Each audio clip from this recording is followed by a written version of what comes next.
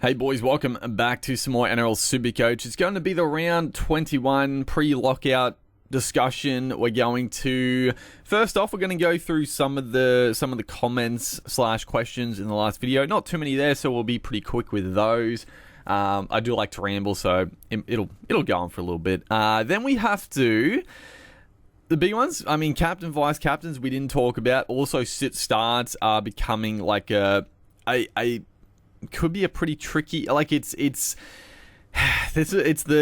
double-edged sword about getting into the back end of the season when you have, like, you know, probably 20, probably 18, 19, 20 playable options every week if you've got your team set up pretty well. And then also we're going to decide if we are going to pull the trigger on a boost and bring in. There's a couple of options. We'll go through more of the options in a bit. So let's first off go through some of the comments in the last video. So Tyler has a comment here. Have the option to get rid of Brown or Hughes and go to Dane Laurie. I know it's not the smartest trade, but the bloke is a gun and his upside as a pod could be very nice. I mean, honestly, depends when you're like. I mean, obviously, if you're just trying to have fun, I think pulling the plug on a Dane Laurie play, and out of those two, I would probably trade Brown. Like, I know there's a bit of talk that Brown, he averages slightly more without Moses in the side, but I just don't see the Eels doing very well in the back end. I mean, I still see Brown getting like 60 points. I average 60 to 65 like he always does, but I don't see the upside for Brown. Jerome Hughes, he obviously did have an off week last week, but I mean, he was going fucking crazy. I mean, he was tonning it up every week. And the Storm have a pretty good run home. If we look at the Eels, Melbourne, Warriors, Penrith, Roosters, Broncos. Last couple of games is good. So, if you have the trades left, you could go a little punt and bring Brown back for the last couple of games. But, man, that like, I don't think I'm going to trade Brown. Although, honestly, we'll talk about it. But, for Tyler here, if you want to pull the trigger, I would trade Brown. If we look at the Storm. And let's just have a look at Jerome Hughes. Now, I'm not gonna, like, I've seen a little bit, right, that if you're trying to get in Cleary and if you're deciding who to trade out for Cleary, I've seen people say don't trade Jerome Hughes for Cleary. I guess if it's the choice like this, if it's Brown or Hughes for Cleary, I would go Brown for Cleary, but if you're going like another pod player, like even a Sam Walker, I don't mind trading Hughes if like he's your only option to Cleary, or you've got another sort of pod player in there potentially, because Hughes, as much as he has been incredible, like he went on an absolute tear here. Started 76, 117, 108, 90, 78, 101. I mean, let's look at the teams. Manly, he got 22 against the Titans. How the fuck did that happen? But then Manly 76, Newcastle 100, the Warriors, who was struggling, 108, Dolphins concede points 90, Canberra 78, Tigers 101, and then the Roosters. The draw coming up, the draw's good though. Like Parramatta, Dragons, South all can leak points. Panthers, obviously, but it's one game. Dolphins, Cowboys, Bronx, like, yeah. If he's your only option to get up to Cleary, I don't mind the Hughes trade out. He's done a great job for you. He's been the best halfback in the comp this year for probably, actual playing, and then also for Supercoach, he's been incredible.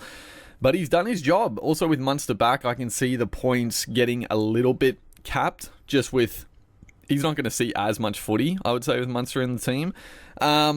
But if it's the choice between Brown and Hughes, I would definitely trade out Brown. That's sort of the overarching opinion on that. I just don't see Brown with the upside in the back end. And also, I know I said I wasn't going to... I know I said I wasn't going to be like too long on the comments. I'm taking like 10 minutes on one question here, but it's a poignant question. It's an important question. Also, the rank is important. Like if especially for this, like Brown or Hughes to Laurie, it's a throw of the dartboard. It's definitely a risky play just because Laurie could be in for 3 weeks and then gone from the team, or he could be on the bench. So it comes down to how many trades you have. If you are really running short and you're not going to be able to trade Laurie out, then I'd probably advise against it because he could find himself on the bench as a 14. But if you got a few more trades, I like it. And then also rank. Like if you're like languishing a little bit like me, like 5,000 or less or higher, I guess, or lower, like worse, then I think going for a high upside player like this is, I think it's the right decision. Like, there's no point playing it safe and just holding Brown and Hughes and just hoping to jump a few hundred spots. Like, if you've come to like 1,000, like 5,000 plus, like just go for it. If you're like really killing it, then sure, and you want to maintain like a really good rank, then play it safe. But if you're not like, if you're not competing for like the top 1K or few hundred spots, then yeah, go for the punt, and that's what I'm heavily considering as well. RTS is the only in for people that need to get rid of Bradman Best from Narborough. I mean, there's a few options that could go to RTS. Like for me, I've got Jacob Gagai to trade out, but I can't pass up the McLean trade.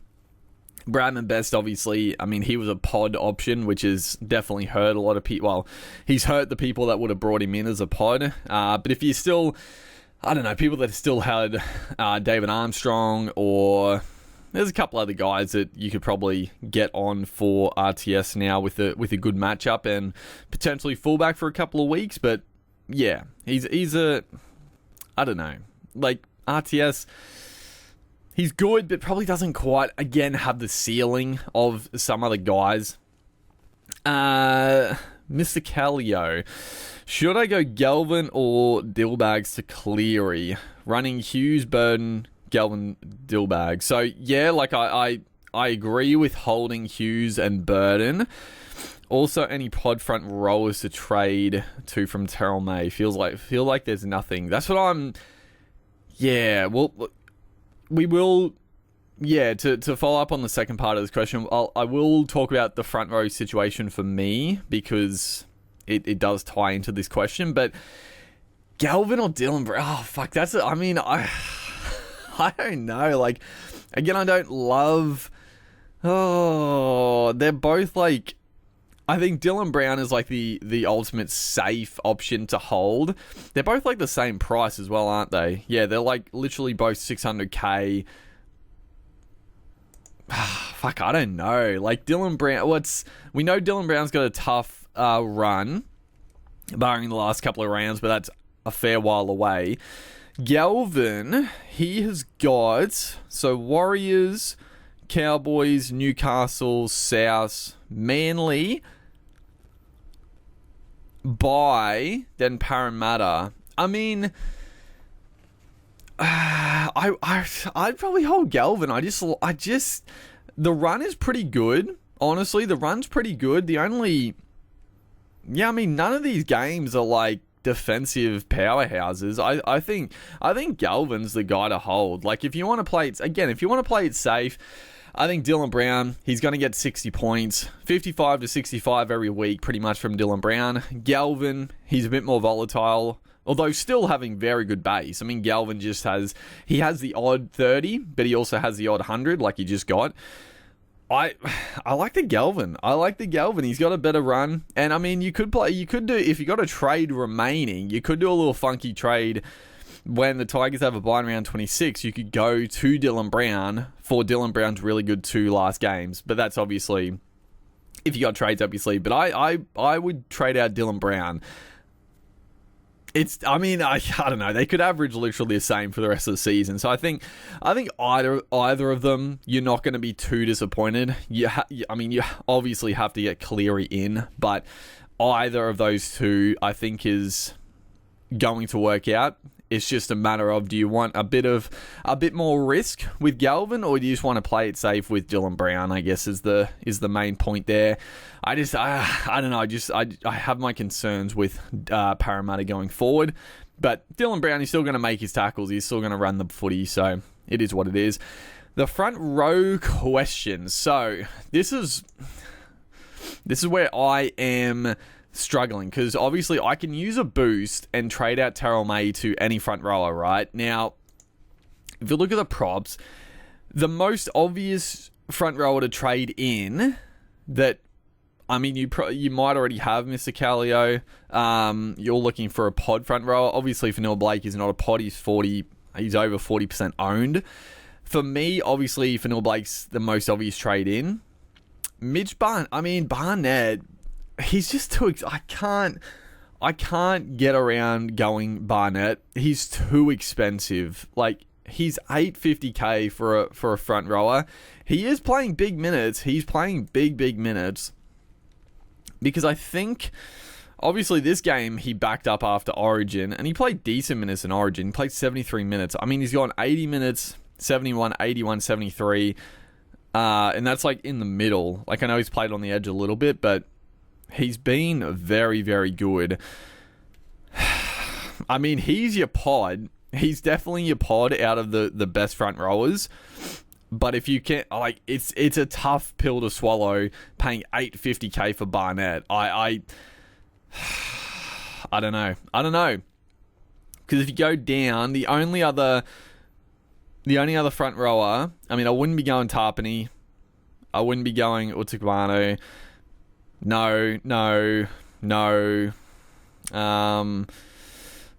Jensen's been really solid, but like, he's not gonna.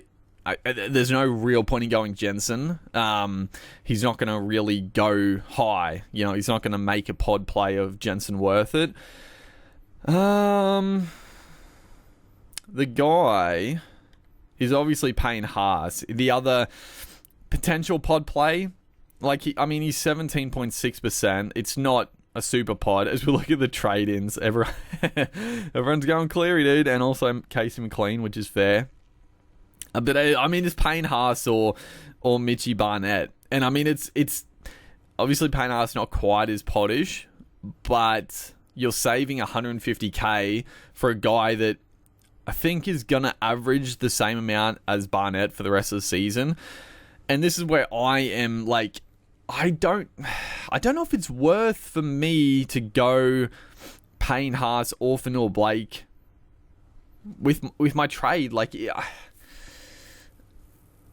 they probably are going to average like 10 to 15 points more than Terrell May week on week, but I honestly don't know. I'm very torn on if I pull the pin, do I just, like, for me, like, I know I'm bringing in a guy that a lot of people already own, but it does make my team a lot stronger, and Fanil Blake has a bye in the last round of the season, is a little bit, like I've already talked about, a little bit tricky for me. Payne Haas, he should go on a tear, but the 100K extra for Haas, is it worth it in the long run? Oh, I don't know. But yeah, I mean, there's no real other pods in the front row. Like, I think it's Barnett or Payne Haas, and I guess if you got plenty of money to spare and you're not sort of holding cash for any big trades later, I mean, sure, go Barnett, but fuck, I don't know. I think I would just go Payne Haas over Barnett just for the 150K price drop. I don't see Barnett can't keep up like fucking scoring 80, 90 plus every week. So I think it's just a little bit late to jump on Barnett probably. All right, Paddy, should I nuff / go to Casey? What the heck? should I nuff / go to Casey? Eero, Pierce. Oh, okay. Wait, Eero, Pierce, Paul, or Saab? Do you have Saab? Is it? I'm assuming the question is, do you trade Eero, Pierce, Paul, or Saab to Casey or enough? Do you have Saab in your team? That is a pod play. I mean, if that's the question, I'm assuming that's the question. I wouldn't trade Saab. I don't love, like, Manly's got a couple of tough games and a bye coming up, but I mean, Saab's an absolute pod with Tommy Trbojevic back and firing, so I wouldn't be doing Saab.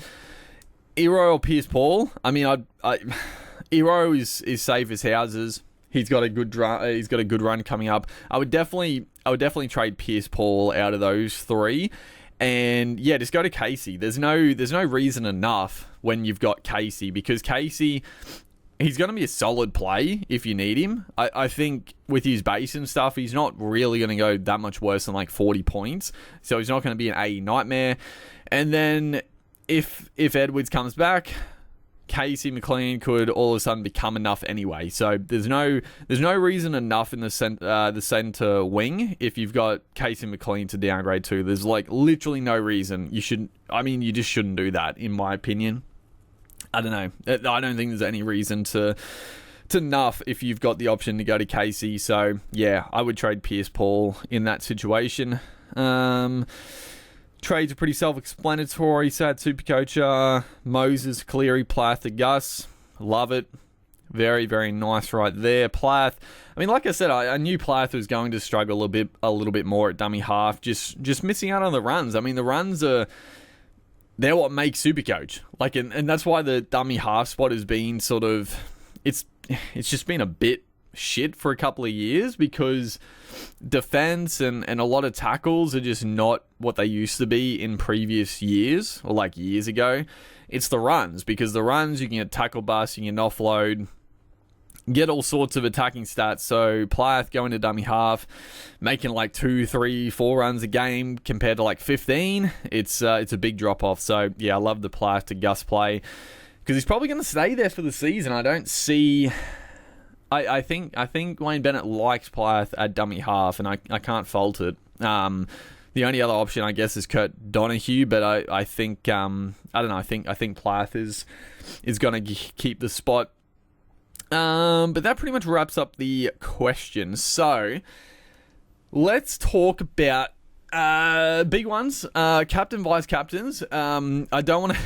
I mean, I don't want to complain about the captains every week, but getting into the back end of the season, I really feel like the captaincy, it makes so much more of a difference now, because like a lot of people are really starting to get very similar sides. Like all the gun players are getting picked up. Like everyone's getting Cleary, everyone's getting Crichton, everyone's getting like 2-gun fullbacks. Like it's getting pretty similar, and the big reason people either make or break their week is with the captains. So I don't love it. I don't like the way the captaincy works, but we gotta try and nail it. So obviously the big one is Cleary. I think Cleary, you have to captain or vice captain, in my opinion, this week against the Dragons.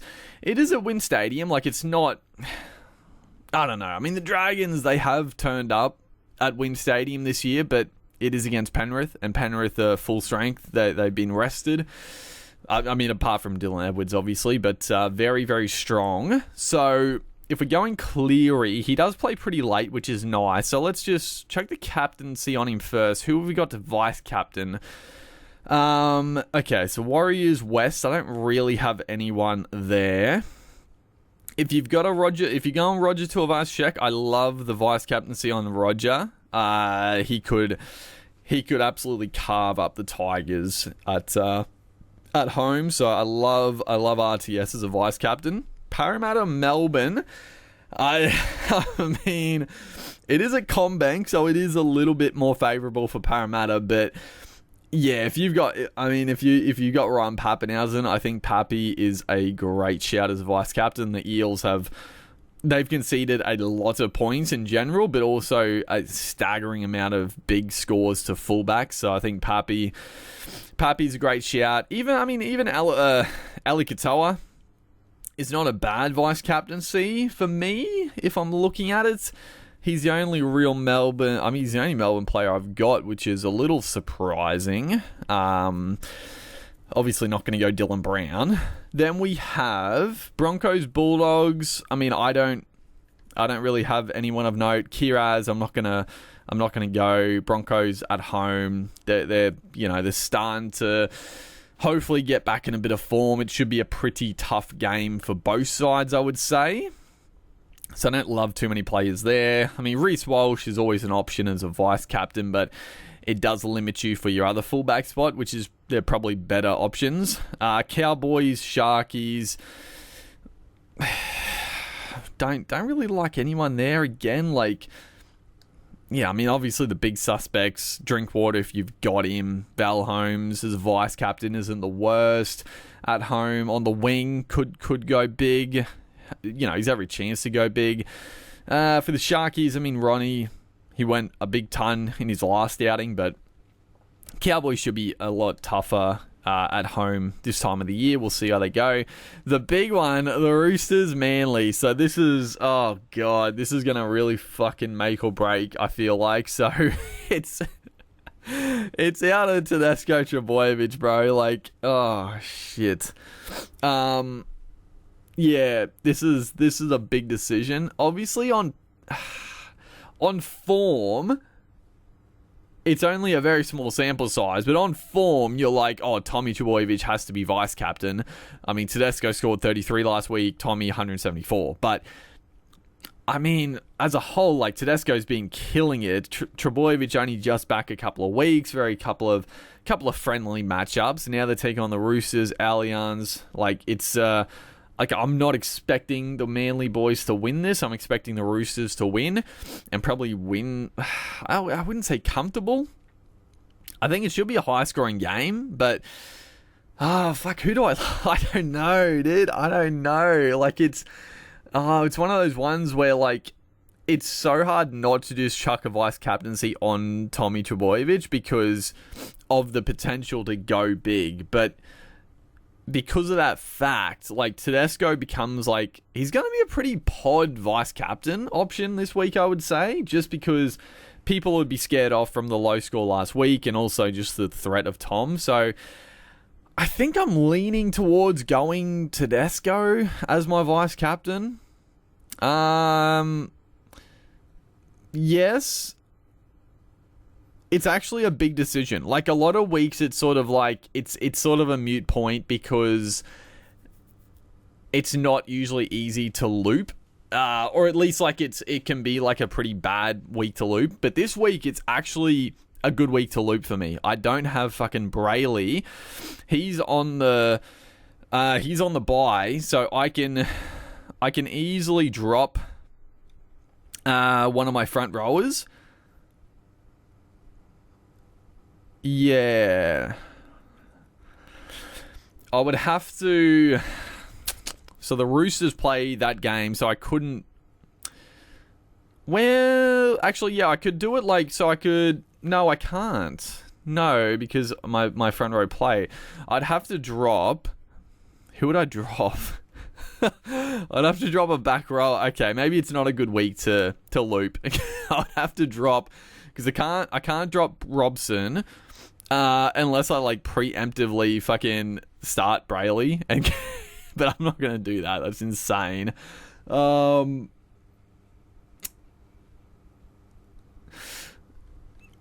back rower, I don't love that. I'd have to drop. No, I can't drop Nikora either, so I'd have to be Fafita. Yeah, you're not gonna do that. And then everyone else plays. So, no, I probably can't loop, so it doesn't actually matter. I'd have to probably just put a vice captaincy on Eli Katoa, which, again, I don't mind doing Eli Katoa, because if Katoa goes big in that game, then I can take the loop by dropping Robson, which I don't mind doing. I don't mind dropping Robson against the Sharkies. That's not a bad little option. And then captain, I still think I'm just going to go Cleary. I just think like Tedesco, Trbojevic, like they both could go big. One of them could go big. I think it's like pretty risky either way. So I think I just got to play it safe and go Cleary. I know he's going to be very, very highly captained, but yeah, I don't know. For me, I think that's just what I got to do. I mean, Gold Coast, Dolphins, Fafita is obviously a pretty good shout as a captain if, you know, for whatever reason you don't want to go Cleary or one of your fullbacks. Not bad against the Dolphins, but yeah, I think I just got to go Cleary, vice captain on Elliot Katoa, I think. Or, actually, no, Angus Crichton. You could, no, I can't do Crichton either because it's the same conundrum. I mean, the funny thing about this is that Crichton is a captain option. It's a lot, I guess it's a lot more boring, but fuck, he's been so good. Like, it's probably like just a really good, solid, safe option to go Crichton against Manly. He'll be running it Olakau'atu/DCE, so it's, I mean, he gave fucking DC absolute bloody bath in Origin, so I don't mind the matchup. I mean, he can just, like, he went 74 in that backup game. He got, like, no attack. He just offloaded, like, fucking 20 times. Like, I don't know. Fuck, that's actually somewhat tempting, actually. Crichton, just chucking a straight C on Crichton. But, yeah, before we waste all our time pondering and flipping and flopping about that, let's go sit start. So this is important. Dummy half obvious. Front row, so current obvious. This is where I think I do trade Terrell May. If I don't, Tigers play the Warriors. I don't mind Fainu. I'm not going to play Henry this week. It's out of, if I don't trade Terrell May, it's out of Terrell May and Fainu. You'd probably just go Terrell May. I mean, he still scored 54, like, and he played a few reduced minutes. Like, I wouldn't be shocked if he gets back up to like 50 minutes, scores 60 points. Like, it's definitely not out of the realm of possibility for Terrell May. So I think I just still start with Terrell May Curran unless I trade Terrell May, which is every possibility. The back row, so Pierce Paul obviously get out for Crichton. Nickera will obviously be playing Nickera. Fafita, Crichton, absolutely. We will start Nickera just in case. It's always good to start your players that play earlier, just in case there's a late out later in the week or whatever, so you know who's actually on the field if you can't like switch them. So yeah, Katoa, Crichton, Nickera, Fafita, Cleary, Brown against the Storm. Then we have Jai Gray. Gray playing the rate. Oh shit! It's gonna be such. Oh god, dude, this is where it gets so hard as a sit start. Like, I missed out on 40 points last time playing Gray over Galvin, and they both had good matchups. Galvin, who did Galvin verse? The Tigers played. Oh, they played each other. That's right. Yeah, they played each other, didn't they? So it was like, yeah, both good matchups. Let's have a look. Who the Tigers playing Raiders last time? Last time he played the Raiders, he got 102. That's oh, that was in the bye round too. So Raiders were pretty much full strength, but 100. I mean that's tempting, dude. And then Jai Gray probably don't have the dart. No, what am I talking about? You fucking idiot! It's the opposite damn way. They play the Warriors. The last time we played Warriors, have they played the Warriors? Of course they freaking haven't, dude. I mean, it doesn't. Yeah, so they haven't played the Warriors. That's a bit annoying. It is at home. Fuck. I don't know. And I haven't even talked about the fact that we might be trading Jai Gray to Dane Laurie as a pod play. I mean, if I honestly, going Gray to Laurie, the other nice thing about that is that it makes playing Laurie over Galvin a lot easier, because obviously I'll definitely play Laurie over Galvin. Canberra, good matchup. Yeah, I don't know. Shit. I think we stick with Gray for now. Alright, centre wing. This is also going to be a little tricky. So, actually, no, it's not too bad. Greggy Margie on a bye. We'll start Fermor. Playing the Dolphins, I think he's a pretty solid option. Kale Iro up against the Cowboys. I do think you play Iro. And then Young will play. Kiraz will play. Yeah, play Kiraz. You play Garrick. I know Garrick. You could do a pod play of not playing Garrick, but fuck, his base stats are so good. Like, he's going to be solid enough anyway. So you play Garrick, you play Fermor. Obviously play both fullbacks. So at this point, if we don't... Do you play McLean? Fuck, I don't mind McLean either. Oh, do you play McLean over Dylan Brown and Galvin? That's a tricky one. Like, I don't mind it. He's going to be a decent little pod play, I think, McLean. Maybe, I don't know. A lot of people are going to bring him in and play him. Maybe, maybe not. I mean, he's getting like 50s without a try. Like, it could be it's going to be the same thing with Taylor May. Like, Luai's just not going to pass him the footy in an attacking zone, so he's not going to get any attack. And he's going to keep scoring like 45 to 50. But there's the potential. There is the potential. God, that's tough. That's tough. Really not going to play Brown or Gray. Okay, then. I mean, we're going to leave it like this for now. I could definitely change McLean. If I'm not going to play McLean, would I play Galvin or Brown? I think Galvin. Yeah, I mean, like I said before, I'd trade Brown before I traded Galvin, so I'll back my words up there, and I'd say I'd play Galvin over Brown. So, yeah, I think we'll do that. And then that's pretty much the sit stars. I'm happy to sit Finu. Obviously, Liam Henry, we're happy to sit. So, the other conundrum now, using a boost.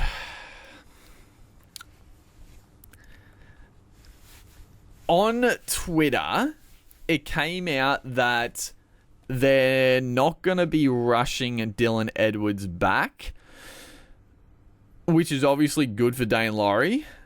Now, there's still... they made it seem... It sounded more like Laurie has got probably 3 weeks before Edwards comes back. I think they were talking like Edwards would be back for the Storm game. So, yeah, you've got Laurie for the Dragons, Newcastle, Parramatta. It's pretty juicy. 3 weeks. It's a tough sell. It is a tough sell. There is the chance as well that Laurie could stay in the side, because I think Laurie was in the team over Taruva. Like, Taruva got dropped and Laurie was in the side over him. And also there's every chance that, like, he could go to centre and McLean could drop out. Like, I really like the Laurie play. I don't mind getting rid of Gray early. Like, Gray, he's done me a pretty good job. He's made a decent amount of cash. I mean, he does have a low break even, 6, so he's going to make more money. I mean, but you jump on Laurie now. And then Gray, Latrell, they're saying Latrell could be back like round 23, round 24. Also, it's a pretty tough few games for the Rabbits and Jai Gray as a whole. Fuck. It's out of going Laurie, or you trade in like Fanil Blake or Payne Haas. And honestly, do I just not worry about the front row? Like, do I just hold it like this? Like, this wasn't the plan. The plan originally was fucking nuff out one of these guys and upgrade the other, but at this point, like, is it actually worth doing it? Is it worth doing it? And if I trade out a front rower, should I trade Terrell May or should I trade Liam Henry? That's the other question. I think Terrell May, just because, like, the money is just better. And Liam Henry, like I said, he is every chance in, like, round 27, if Penrith rest, like, a bunch of players again, he could definitely find himself starting or just playing big minutes in general, which would be a very nice little pickup for the last round of the season. Terrell May and the Roosters, I don't see that happening. Like, for the run home, we've already looked at it. They have a bye, obviously, around 23, I think it is. Around 23. They've got, I mean, apart from Hargraves, who's out suspended, they've got, like, full players on deck. And then it's round 27 against the Bunnies. They're not going to rest any players in round 27. I'd be shocked if they do, either side. So I don't really see Terrell May getting, like, this huge boost in minutes for the remainder of the season, unless there's an injury, obviously, but I mean, that could happen to anybody. So I'm really leaning towards getting in Laurie. He's been unreal. And with Cleary back in the side, like, Penrith they're the team to target. I'm not gonna lie, I did want to have a look at one other guy, Jerome Luai. What is Luai at nowadays? Fuck, he's 800k. Damn. Oh shit. I knew Luai was getting some decent scores lately. I didn't know he got up to that much. That is a bit annoying. Obviously, without Cleary there, he went on an absolute fucking spree. Yeah, 73, 124, 102, 130, and then he's got a 60 against the Bronx in round 18. Didn't play, obviously, 20. He was rested. So, oh man, if he wasn't that expensive, although again with Cleary back in the side, yeah, you would expect Luai to dip. Like, yeah, with Luai, with Cleary in the side, like, his scoring was terrible.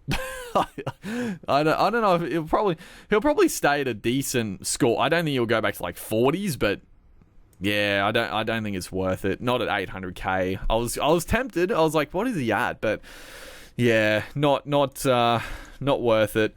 But I still, fuck, Laurie, dude.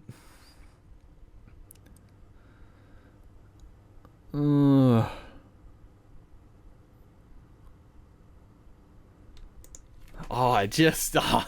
really, and I mean, there's what dude, I'm like sitting 5k. Like, I think he is the guy to bring in, right? He's still super potish. Like, there's 1,000 people bringing him in. It's only 0.9%. Like, for what he's done, and I understand it. Like, people are running low on trades. It's a risky play for potentially a couple of weeks. But like I said, he could. Obviously, worst case scenario is that he gets put back to the bench when Edwards comes back. He gets put in the 14 spot. But again, like, I don't know. I mean, the way they were talking, like, they do want to bring Edwards back, but fuck, surely you give him a couple extra weeks, right? Like, Laurie, fucking look at the 80-minute performances. Obviously only 49 there, but 128, 64, 111. It's such a good 3 weeks. I think I'm going to pull the trigger. I actually do. Like, I've got 2 boosts remaining.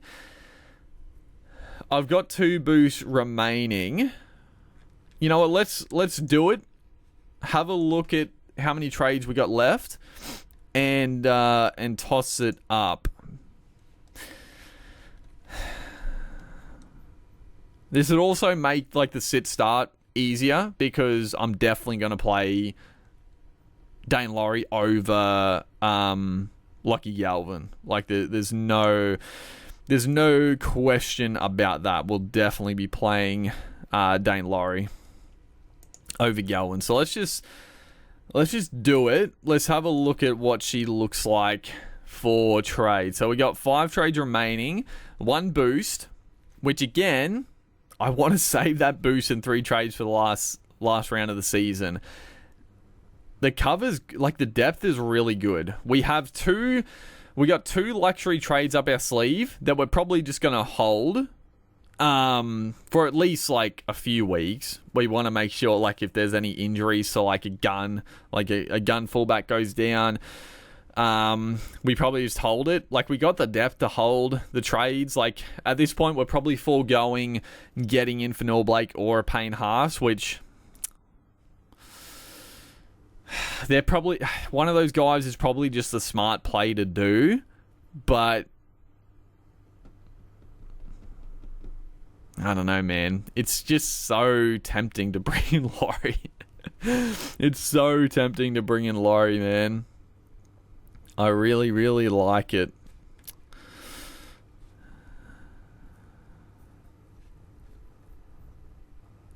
Yeah, because then dummy half, probably just going to hold it. I mean, Reece Robson, does he have a bye? When does he have a bye? 21, 22, 23, 24. Round 25. Round 25, Reece has a bye. So it's a little bit... It is a little bit tricky. Although, in that round, we could just take a free loop, right? Like, it doesn't... It could be a blessing in disguise. So I don't, that's a fair few weeks away. So I don't mind it. The front row's fine. Curran, I'm very happy to hold. Terrell May, I'm still pretty happy to hold. Like, even though he's on the bench, I still see him playing big minutes. Like, they've got Spencer Leniu starting. So, I mean, Lenu's never been a big minute guy. If he just bumps that 45 minutes up to like 50 minutes again, gets to like 60 points, that's fine. Liam Henry, semi-final. Very solid options if we ever need. Our back row, obviously stocked to the gill. Olaquatu, he'll be back in round 23, so that'll be another number. He'll be fresh, raring to go. So we've got an extra player there that's, just not playing at the moment. Our halfbacks, fine. Dane Laurie, obviously, if Laurie is just... It'll be interesting. If Laurie's just let's say Edwards does come back in round 23 and Laurie completely goes out of the team, we could, again, you could hold Laurie and not worry about trading him back out. Obviously, he'll be at a good price and it'll be very tempting to trade him to anybody else, so you could do that. Or you could just play Lockie Galvin. But the reason I'm saying hold Laurie is the fact that round 27, if Penrith rest their players again, Laurie automatically becomes like back into the team and becomes like a really good play. So that's also a little bit of an option. So I don't mind it. And I mean, the fact that, like, again, if Laurie just plays, if Laurie just kills it in the next 3 weeks, like the thing with Laurie is that the Panthers do need like a 5'8" going forward. Obviously, Luai's not going to get dropped for Laurie, but they obviously want to give Laurie a shot. And if he's playing the good footy, like obviously it's out of like him and Jack Cole, I would say next year. Maybe they go with the young kid Cole. Maybe Laurie gets a shot, but I wouldn't be shocked to see Laurie in the side somewhere. Hopefully, worst case scenario is if Laurie gets put back to the bench as a 14, which definitely could happen in like let's say Edwards comes back round 23, Laurie goes to 14, then obviously he's a trade, so you do have to do one more trade there. You'll be down to 4 trades. Our centre wing is fine. Like, don't get me wrong, there's definitely some centre wingers I that are very tempting. Val Holmes on the run home could be nice. Joey Manu when he's back. Zach Lomax in round 23 could be a really good crack. We do have one when we're down to 4 trades. We do have one luxury trade. We could get in like a Lomax potentially when he's got that good run coming up. And then our fullbacks. I mean, the fullbacks are set. Like, I know I did say that getting in Ponga after his tough run is still very tempting, and you could still do it, but you definitely don't have to, right? Like, you just hold these two for the rest of the run, and you'd be happy with it. Obviously, if Tommy goes down or Tedesco goes down, then you have to use one more trade. So, yeah, I think that's what we're gonna do. I think we're targeting. I think we're gonna target the upside. I mean, oh god! But then I keep looking at the Warriors. And they're taking on the goddamn Tigers this week.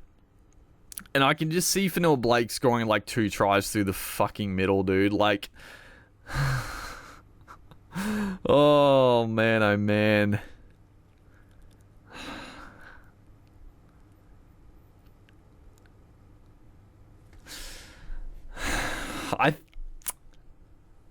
It's Laurie or Fanil Blake. I think I've decided it's Laurie or Fanil Blake. I think I'm going to, as much as Payne Haas, I think Payne Haas is going to go on a tear for the rest of the season. I still just think, like, with Fanil Blake's try scoring, I just see them, even though I think Payne Haas week on week is going to get more points on average. Well, like, equivalent, like, week on week. But Fanil Blake's going to get that ton when Payne Haas gets, like, 70 to 80. So it'll average out at the end of the season. So for 100k less, I think Fanil Blake is just the way to go. Obviously, the buy in the last round is annoying. But I just I just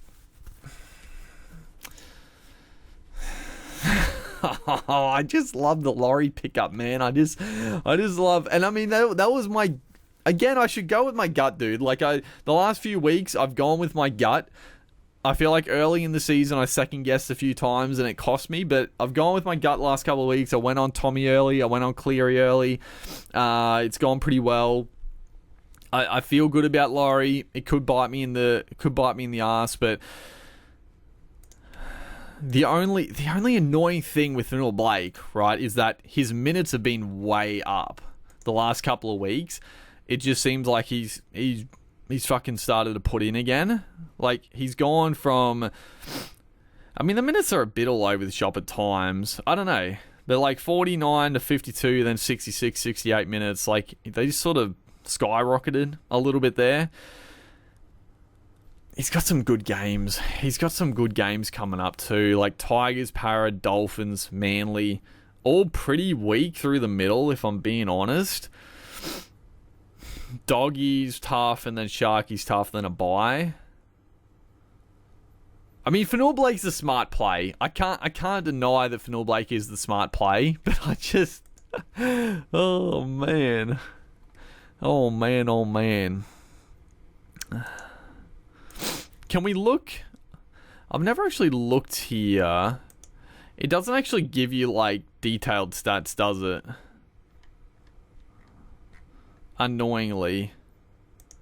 Fantasy stats. What the hell? Wait, did this say? Oh, it does. Okay, so in fantasy stats it shows, because I want to see what did he do for that big score. So he got a try contribution, couple of missed tackles, 16 in tackle bust. He is a tackle buster. He had an offload, only one offload. 10. You got one line break. 24 points in line break assists. What is that? Like 3 line break assists? How many points is that? 30 points in, what is that? Hit ups over 8 meters. So, and then 12 points in hit ups. Just so 12 runs. Well, 12 runs under 8 meters, and then what do you get? 2 points, so 15 runs over 8 meters. So he had 27 runs? Is that what he did? Yeah, he must have. 27 runs. Jesus Christ. I mean, that is what's very appealing. And if you look, I mean, Jesus Christ. Like, couple of errors, obviously, but yeah, look at the big scores. So, round 13, 14. Yeah, I mean, we can just look at is fine. The hit-ups are what's important, really. So he had 15, 20, 24 runs there. He had, Jesus Christ, he had 26. And then round 13, was round 13 when he played, did he play fullback in round 13? What was the game he played on the wing? Did he play on the wing? Am I misremembering that? But round 13, he had a few less. I can't fucking remember round 13. I mean, he's still, 13? Still 20 runs. 20 runs, still great. But like, fuck me, 26, 27, like, that's the kicker right there. That is the kicker. And then, like, if we look at offloading, not a huge offloader, like one offload a game. And then tackle breaks is the other big one. Like 16 points, 12 points, 18 points, and even 8 points in tackle busts. Like, very, very good. Very, very good. I think I'm just gonna go that. I think I'm gonna go the pod play. I could change. The only thing I'll change is potentially not bringing in Laurie and going for Neil Blake for Terrell May. But again, I don't mind holding Terrell May. I just fucking, like, Terrell May could just be a really solid hold for the end of the season still. Like, I don't think he's gonna stink it up too much. With Hargraves being out, like, I still think the minutes are gonna be like 40 on minimum. 40 to 50 minutes, hopefully. So I think that's what we're doing. The fact that I will say, now that I've got Laurie, I am now more tempted to not play McLean, just because you don't want to play that many Panthers. I'm only playing 2 Penrith players, or 3 with McLean, but now I could go Galvin instead of McLean, just because, I don't know. It's either, I mean, if you go 3 Penrith players, it's boom or bust, right? If they have a stinker, then you're gonna bust. But if they go massive, then they could all go massive. I don't know. Tigers against the Warriors. I just feel like the Warriors are gonna dominate through the middle. It's gonna be a tough game for the Tigers, this one. Yeah, go mediums. It's fucking always like, it's always dewy. It's always slippery there. Is it going to be raining potentially? I don't know. I'll have a look. But yeah, we could just play McLean. So I think that's what I'm doing for now. I could flip. And do the safe. But fuck, dude, I'm coming like 5,000. Like, maybe should just take a punt on it. Take a stab. I think it's a pretty good use of a boost potentially. And yeah.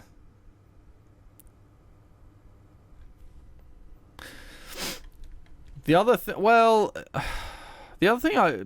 I could trade out. No, I can't actually. I was thinking I could trade out Dylan Brown instead of Jai Gray for Laurie, but no, I can't do that anyway because I don't have anyone to swing up to halfback. But that's fine. I'm happy just to hold Brown, honestly. And Jai Gray, he's not gonna.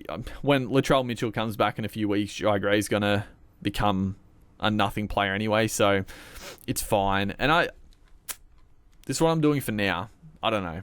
We'll see. We'll see if I stay true to it. But overall, hopefully you guys are enjoying the content. Back end of the season, I feel pretty good. I think the captaincy, I think I'm just going to hold it on Cleary. I can't see myself going. If I had to choose Tedesco or Trbojevic, I think I would choose Tedesco. I do see a hit back from the Roosters. I do see a hit back from Tedesco. I don't see Tommy getting 174 points, getting like, what it, I'm curious now. What I feel like he had. How many line break assists did he have in this one, bro? Like, what did he do in this one? I can't believe I've never noticed you can actually see the stats in this. I mean, it makes sense that you should be able to, but I don't know. It's funny. I don't know why do they say it's fantasy stats? It's so strange. God, I just need to see. I need to see. Oh my god, it's like fucking. Really, you can't quite see the. All right, tries, assists. He had 2 tries. He had 36 points in try assists. So what? Three try assists. He had, what's that? What is that? Oh, tackles. Like 7 points in tackles. Tackle bust. He didn't even have that many fucking tackle busts. That's what's crazy, dude. He only had 3 tackle busts, and he had this many bloody fucking attack. Offloads, he offloaded a lot. Yeah, fucking line break assists. He had 40 points in line break assists. Jesus Christ.